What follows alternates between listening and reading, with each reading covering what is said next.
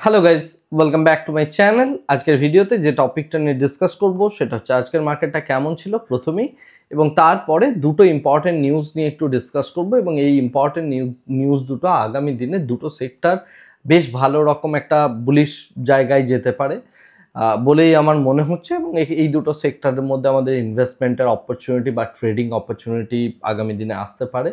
তো কোন দুটো নিউজের জন্য এই বিষয়টা হতে চলেছে সেই বিষয়টা নিয়ে একটু ডিসকাস করব।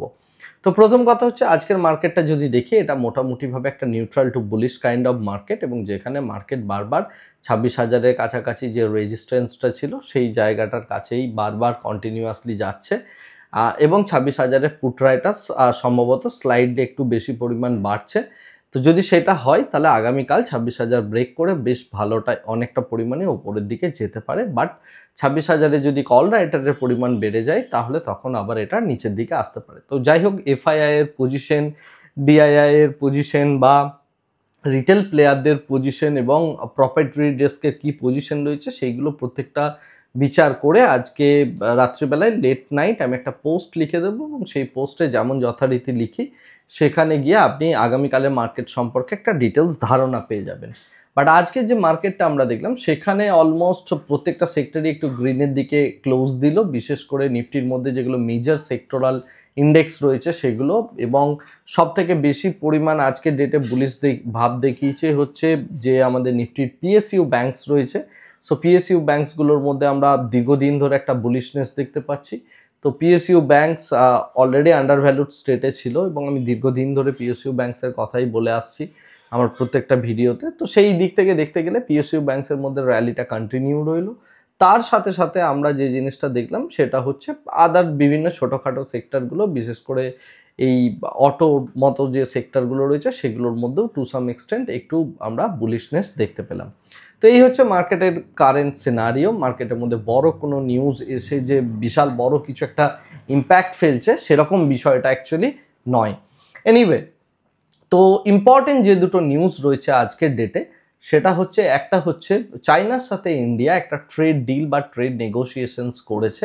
তো এখানে একটা ইম্পর্টেন্ট মানে ডেভেলপমেন্ট দেখা যাচ্ছে। সেই ডেভেলপমেন্টটা হচ্ছে যে এখানে ইন্ডিয়া এবং চায়না মিলে ফার্মাসিউটিক্যাল সেক্টরের বা সেগমেন্টটার মধ্যে একটা রিভার্স ট্রেডিং গেম প্লে করার চেষ্টা করছে। বিষয়টা কি? বিষয়টা হচ্ছে অনেকটা এরকম যে চায়না যে জিনিসটা ফার্মাসিউটিক্যাল সেগমেন্টে ম্যানুফ্যাকচারিং করে সেটা হচ্ছে এপিআই। এপিআই কথার অর্থ হচ্ছে অ্যাক্টিভ ফার্মাসিউটিক্যাল ইনগ্রেডিয়েন্টস। অর্থাৎ মনে করুন আপনি একটা প্যারাসিটামল ট্যাবলেট খাচ্ছেন, সেই প্যারাসিটামল ট্যাবলেটের মধ্যে পুরোটাই প্যারাসিটামল থাকে না। সেই ট্যাবলেটটার মধ্যে যদি আপনি প্যারাসিটামল বা ক্যালপল 650 খান, তার মধ্যে 650 মিলিগ্রামের মতো পরিমাণ হয়তো আপনি দেখবেন যে মানে প্যারাসিটামল রয়েছে। বাকি যে ট্যাবলেটের মধ্যে পোর্শনটা থাকে সেটা বিভিন্ন রকম পাউডার ইত্যাদি দিয়ে তার ভলিউমটাকে অনেকটা পরিমাণ বাড়ানো হয়। কারণ ওই 650 মিলিগ্রামের যদি আপনাকে একটা প্যারাসিটামল ট্যাবলেট দেয় সেটার বিষয়টা অনেকটা ছোট হয়, এবং সেটা ডিজলভ হয়ে পুরো ব্লাডে সার্কুলেশন ইত্যাদি বা মানে ইত্যাদি হতে বিভিন্ন রকম প্রবলেমস হয়। আমি ডাইরেক্ট ফার্মাসিউটিক্যাল বা কিভাবে বডির মধ্যে অ্যাবজর্পশন হয় সেই টেকনোলজিটার মধ্যে বা সেই বিষয়টার মধ্যে যাচ্ছি না। বাট আমি যেটা বলতে চাইছি সেটা হচ্ছে ওই অ্যাক্টিভ ইনগ্রেডিয়েন্টটা পাওয়ার পরেও যদি তার মধ্যে আদার বিভিন্ন মেটেরিয়াল দিয়ে সেটা শেপ এবং সাইজটাকে অনেক বেশি বাড়ানো হয় যাতে সেটা ইজিলি ডিজলভ হয় এবং তার সাথে বডির মধ্যে বেশ ভালোভাবে সার্কুলেশন হতে পারে, রাইট? এবং তার সাথে সেই শেপটা এমন করা হয় যাতে আপনি সেই জিনিসটা ইনটেক করাটা খুব বেশি ইজি হয়। তো এটাকে বলা হয় ফিনিশ গুড, রাইট, ফার্মাসিউটিক্যাল ল্যাঙ্গুয়েজে।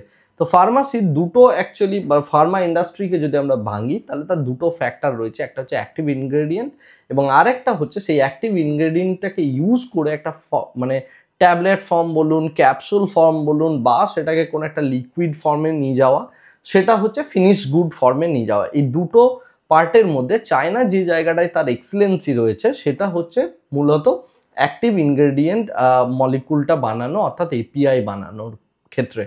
আর ইন্ডিয়ার যে জায়গাটায় এক্সপার্টাইজ রয়েছে সেটা হচ্ছে, ইন্ডিয়াকে পৃথিবীর ফার্মাসি বলা হয়।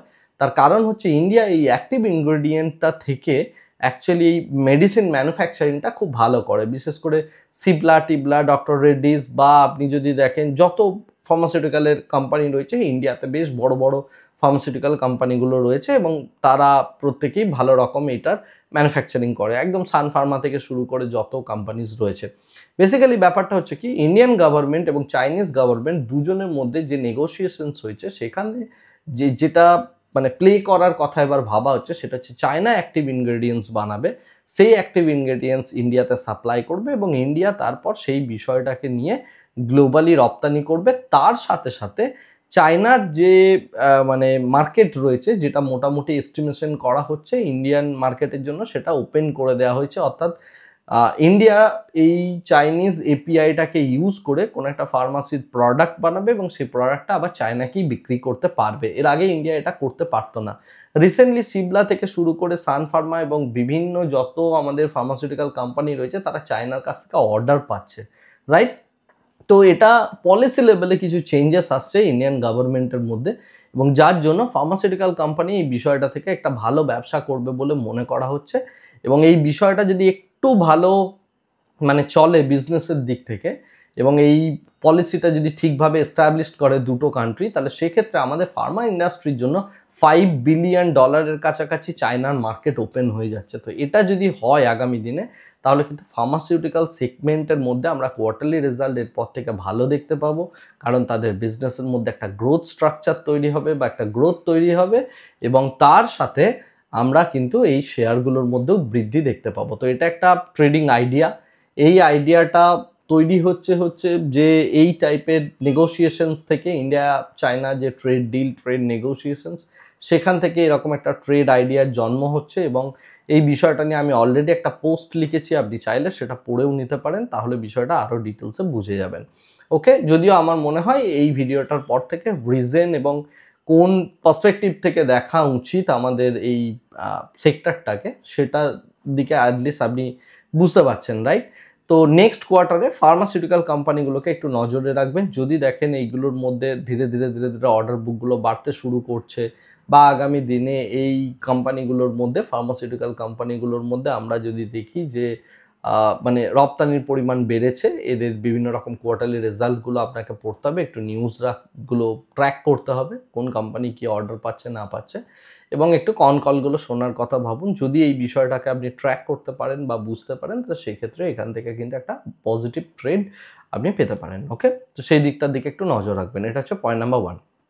সেকেন্ড যে বিষয়টা ইম্পর্টেন্ট এই মুহূর্তে, সেটা হচ্ছে ইন্ডিয়া ইউএস ট্রেড ডিল, যেটা নিয়ে আমি দীর্ঘদিন ধরে কথা বলছি এবং আমি কেন, পৃথিবীর সবাই কথা বলছে, কিন্তু সেটা এখন অবধি হয়ে উঠছে না। বাট আমার যেটা মনে হচ্ছে যে ধীরে ধীরে ইন্ডিয়ান গভর্নমেন্ট আস্তে আস্তে তাদের যে ট্রেড ডেফিসিট আছে ইউএস এর কাছে, যেটা ইউএস ক্লেম করছে, সেই জিনিসটাকে ধীরে ধীরে ন্যারো ডাউন করার চেষ্টা করছে এবং সেটা যদি ন্যারো হয় তাহলে এটা আস্তে আস্তে একটা নেগোসিয়েশনের জায়গা যাবে। রিসেন্টলি একটা ডেভেলপমেন্ট হয়েছে আজকের ডেটে, সেটা হচ্ছে আমাদের যে পেট্রোলিয়াম এবং গ্যাস মিনিস্টার রয়েছেন, ন্যাচারাল গ্যাস মিনিস্টার বা এই যে পেট্রোলিয়াম ইত্যাদি সমস্ত কিছু, এনার্জি মিনিস্টার বলা যেতে পারে, হরদীপ সিং পুরী, তিনি যে কথাটা বলেছেন তার টুইটারের মধ্যে তিনি একটা টুইটও করেছেন অলরেডি এই বিষয়টা নিয়ে। সেটা হচ্ছে ইন্ডিয়া যে পরিমাণ ন্যাচারাল গ্যাস বাইরে থেকে ইম্পোর্ট করতো, সেই ন্যাচারাল গ্যাসটা অ্যাকচুয়ালি ইন্ডিয়া ইম্পোর্ট করতে হচ্ছে সৌদি আরব, বাহরিন বা এই মিডল ইস্টের কিছু কান্ট্রি, এই জায়গাগুলো থেকে ইন্ডিয়া কিন্তু ন্যাচারাল গ্যাসটাকে বেশিরভাগটা ইম্পোর্ট করতো। তো সেই ইম্পোর্টের ডাইভার্সিফিকেশনের জন্য এবং আমাদের যে বর্তমান গভর্নমেন্ট রয়েছে তাদের একটা নিজস্ব প্রোগ্রামও আছে, উজ্জ্বলা যোজনা, যেখান থেকে গভর্নমেন্ট কিছুটা সাবসিডি দেয় যারা এই ন্যাচারাল গ্যাস ইউজ করেন বা মানে বাড়ির এই সিলিন্ডার ইত্যাদি ইউজ করার জন্য। তো পলিটিক্যাল একটা কম্পালশনও আছে বর্তমান গভর্নমেন্টের। তো সেই দুটো দিক মাথায় রেখে এবং তার সাথে ইউএস ট্রেড ডিলটাকে মাথায় রেখে 10%-এর কাছাকাছি ন্যাচারাল গ্যাস ইন্ডিয়া যা ইম্পোর্ট করছে তার 10%-এর কাছাকাছি কিন্তু এরপরে ইউএসের কাছ থেকে নেওয়া হবে ফর নেক্সট 12 মান্থস। ওকে, অর্থাৎ আগামী 1 বছরের জন্য 10%-এর কাছাকাছি ইন্ডিয়ার টোটাল ইম্পোর্টের মধ্যে 10% কিন্তু ইউএসের কাছ থেকে নেওয়া হবে এবং সেখানে স্ট্যান্ডার্ড ঠিক করা হয়েছে, যে স্ট্যান্ডার্ডে আমরা বাইরে থেকে পারচেস করতাম সেটা, এবং তার থেকে প্রাইস স্লাইডলি কম বা ওই রেঞ্জের মধ্যেই। তো সেই দিকটা করে ইউএস এর কাছ থেকে একটা বেশ বড় রকমের অর্ডার ইন্ডিয়া ইউএসকে দিতে চাইছে, এবং এই টাইপ অফ অর্ডারগুলো প্রুভ করছে যে ধীরে ধীরে ধীরে ধীরে ইন্ডিয়া ইউএস ট্রেড ডিলটা হওয়ার জন্য পুরো সিনারিওটা আস্তে আস্তে ন্যারো হচ্ছে। অর্থাৎ আগামী দিনে আমরা কিন্তু ইন্ডিয়া ইউএস ট্রেড ডিল দেখতে পারি, যার ছোট ছোট এই ইন্ডিয়ার ছোট ছোট ছোট ছোট পদক্ষেপগুলো ওই জিনিসটাকেই কিন্তু ইন্ডিকেশন দিচ্ছে। তো সেই দিক থেকে দেখতে গেলে Indian government already USA Texas থেকে, যেখান থেকে অ্যাকচুয়ালি ন্যাচারাল গ্যাসটা আনা হবে, সেখানে অলরেডি এইচপিসিএল, বিপিসিএল এবং আইওসির বড় বড় অফিসিয়ালদের পাঠানো হয়েছিল, এবং সেখানে টোটাল জিনিসটা করে নেগোসিয়েশনস বা কোয়ালিটি কন্ট্রোল, কোয়ালিটি চেকস ইত্যাদি সমস্ত কিছু করে পুরো বিষয়টা এখন একদম মানে খাতায় কলমে হয়ে গিয়েছে বলতে পারেন। তো আগামী 12 মাসের জন্য এই ডিলটা করা হচ্ছে। এই 12 মাসের ডিলটা একটা টোপ বলা যেতে পারে ইউএস এর কাছে, বা ইউএসকে দেওয়া হচ্ছে যে ভাই তোমরা এবার ট্রেড ডিল, ট্রেড নেগোসিয়েশন করো। তো দেখা যাক আলটিমেট এই জায়গাটা কোন জায়গায়, মানে এই পুরো বিষয়টা কোন জায়গায় গিয়ে থামে। তো সেই জায়গাটার দিকে আমাদেরকে অ্যাকচুয়ালি নজরটা রাখতে হবে, নাম্বার ওয়ান। সেকেন্ড যে বিষয়টা ইম্পর্টেন্ট, যে এক্ষেত্রে ন্যাচারাল গ্যাসের যে সমস্ত কোম্পানিগুলো রয়েছে বা এই পেট্রোলিয়ামের যে সমস্ত কোম্পানিগুলো রয়েছে, অর্থাৎ ইন্ডিয়া এনার্জি সিকিউরিটি ইত্যাদি নিয়ে গভর্নমেন্ট যে সমস্ত কথাগুলো বলছে, সেই দিকটা দিকে দেখলেও এই সমস্ত কোম্পানিগুলোকেও আপনি ট্র্যাক করতে পারেন। এবং সেক্ষেত্রে আমাদের রিফাইনারিজ থেকে শুরু করে যারা এই গ্যাসটা সোর্সিং করছে বা ইত্যাদি ইত্যাদি জিনিসগুলো করছে, সেই বিষয়টার দিকেও আপনার নজর রাখার প্রয়োজন। অর্থাৎ আমি যেটা বলতে চাইছি সেটা হচ্ছে ন্যাচারাল গ্যাস, অর্থাৎ আইজিএল, এমজিএল, তারপরে আইওসিএল, বিপিসিএল, এই যত কোম্পানিগুলো রয়েছে যারা গ্যাসের সাপ্লাই করে, ন্যাচারাল গ্যাসের সাপ্লাই করে, এলপিজি সাপ্লাই করে, সেই সমস্ত কোম্পানিগুলোর দিকে নজর রাখুন। আর আজকে ফার্মার ওপর আমি যে কথাটা বললাম, এই সমস্ত কোম্পানিগুলোর দিকে নজর রাখার চেষ্টা করুন। এই দুখানা নিউজ বা এই দুখানা বিষয় কিন্তু ইম্প্যাক্ট ফেলতে পারে এই দুটো পার্টিকুলার সেগমেন্টের মধ্যে। তো সেটা যদি ফেলে, তো এখান থেকে আপনি একটা ট্রেডিং অপরচুনিটি জেনারেট করতে পারবেন। ওকে, আজকের ভিডিওটাকে আর এর থেকে বেশি দীর্ঘায়িত করছি না, ভিডিওটাকে এখানেই স্টপ করছি। Thank you very much, bye bye, tata.